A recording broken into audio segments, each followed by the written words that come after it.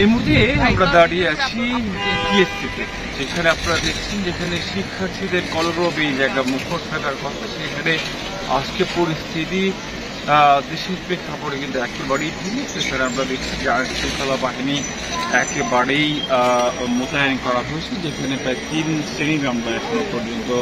আইন শৃঙ্খলা ভঙ্গ করতে দেখছি, যেখানে বিজিবি আনসার এবং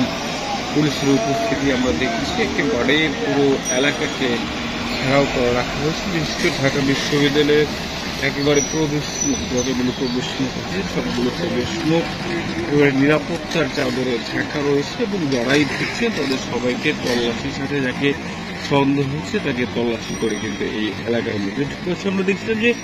গতকালকে রাত্রের যে পরিস্থিতি ছিল সেই পরিস্থিতি কিন্তু এখন অনেকেই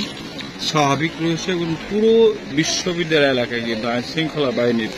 নিয়ন্ত্রণে রয়েছে এবং সারা দেশে কোথাও কোথাও যেখানে দু একটি বিচ্ছিন্ন ঘটনা আমরা শুনছি সকালের দিকে, কিন্তু ঢাকা বিশ্ববিদ্যালয় এলাকায় কিন্তু এখনো পর্যন্ত কোনো ধরনের অপ্রীতিকর ঘটনা এখনো পর্যন্ত ঘটেনি। আইন শৃঙ্খলা বাহিনীর যে সড়ক উপস্থিতি রয়েছে এখানে কোনো ধরনের এই ধরনের অনাকাঙ্ক্ষিত কোনো ঘটনা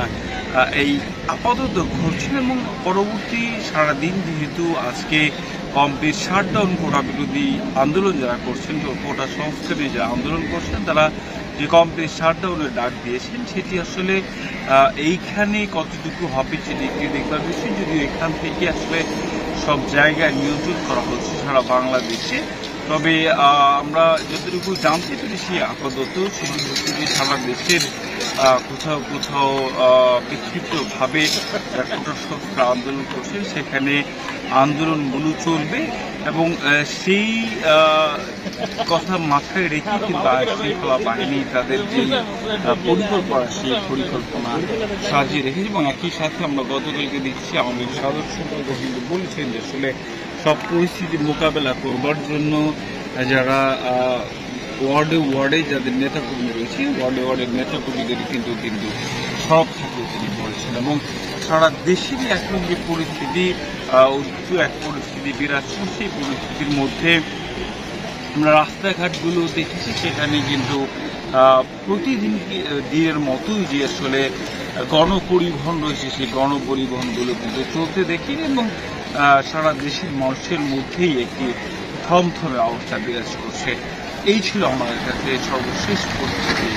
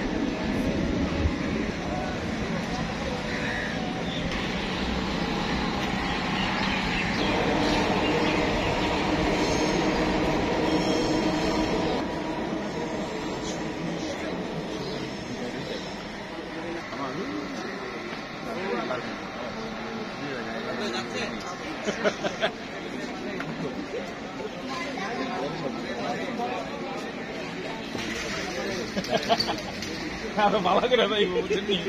মুসা মুসা গেলে আইব না, মুসা মুসা ঢাকা বিশ্ববিদ্যালয় কোন